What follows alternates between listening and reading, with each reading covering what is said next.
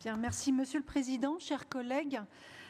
Cette délibération cadre pour lutter contre la maltraitance des personnes âgées et des adultes en situation de handicap fait suite à la loi Bien vieillir de l'an dernier et à la stratégie, et découle donc d'une stratégie nationale dans ce domaine.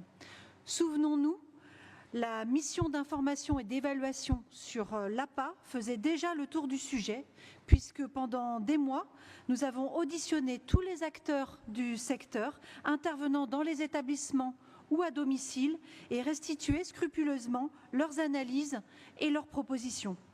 Je cite notamment le rapport de la MIE sur l'APA. C'est donc le témoignage d'un responsable de structure reçu en audition et qui illustre bien la situation évoquée à de nombreuses reprises lors des échanges de la mission. Je cite, « Nous ne sommes pas bien traitants. Dans mon établissement, il y a 70 toilettes à faire. Compte tenu de ce que m'offre l'APA et du nombre d'aides-soignants que je peux avoir, ce sont 10 à 12 minutes par toilette.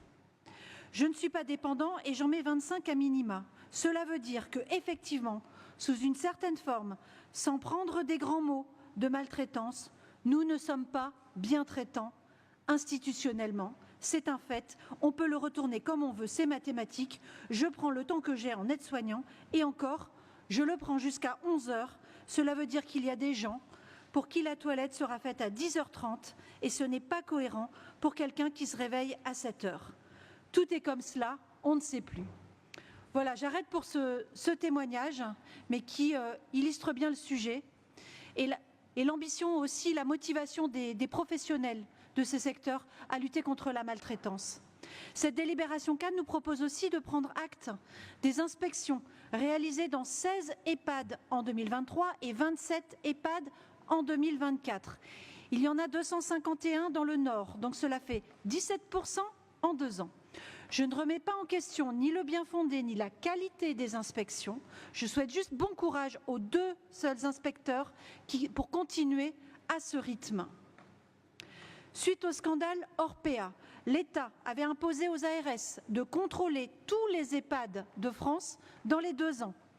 Sans les moyens pour réaliser sérieusement cette mission, ces contrôles ont consisté donc en des questionnaires, des documents à rassembler en un temps record, déstabilisant encore davantage des équipes sous-dotées en personnel.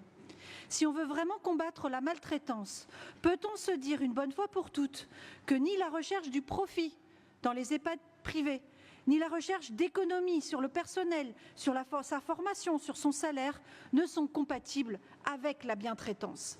Nous disposons déjà de toutes les données.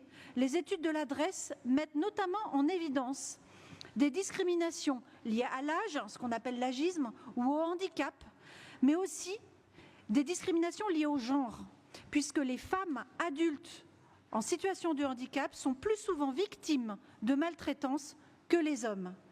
Ces données sont appuyées par l'analyse des professionnels, comme celui que j'ai rapporté à l'instant.